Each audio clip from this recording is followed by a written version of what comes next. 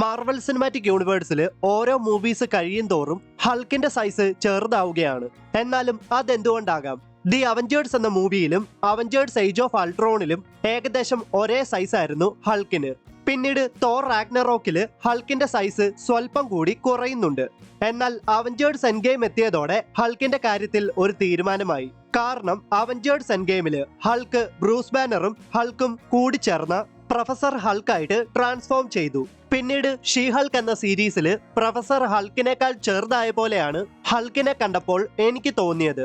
ഇങ്ങനെ പോയാൽ ഇനി വരാൻ പോകുന്ന മാർവൽ മൂവീസിൽ ഹൾക്കിന്റെ അവസ്ഥ ദയനീയമായിരിക്കും. The Avengers age of Ultron, ഈ രണ്ട് മൂവീസിലെയും വളരെ ആംഗ്രി ആയിട്ടുള്ള ഹൾക്കിനെ മാർവല് വീണ്ടും തിരിച്ചു കൊണ്ടുവരുമെന്ന് തന്നെ പ്രതീക്ഷിക്കാം. സോ ഗൈസ്, നിങ്ങൾക്ക് എന്താണ് തോന്നുന്നത്? മാർവൽ ട്രയോസ് ആയ ക്യാപ്റ്റൻ അമേരിക്കയും അയൺമാനെയും തോറിനെയും ഏറ്റവും മികച്ചതായിട്ട് കാണിക്കാൻ വേണ്ടിയിട്ട് മാർവല് ശരിക്കും ഹൾക്ക് എന്ന ക്യാരക്ടറിനെ തേച്ചതാണോ? ദ ഇൻക്രെഡിബിൾ ഹൾക്ക് പോലെ ഒരു ഹൾക്കിനെ MCUവിൽ ഇനി കാണുവാൻ സാധിക്കുമോ? നിങ്ങളുടെ അഭിപ്രായങ്ങൾ എന്തു തന്നെയായാലും വീഡിയോയുടെ താഴെ കമന്റ് ചെയ്യുക.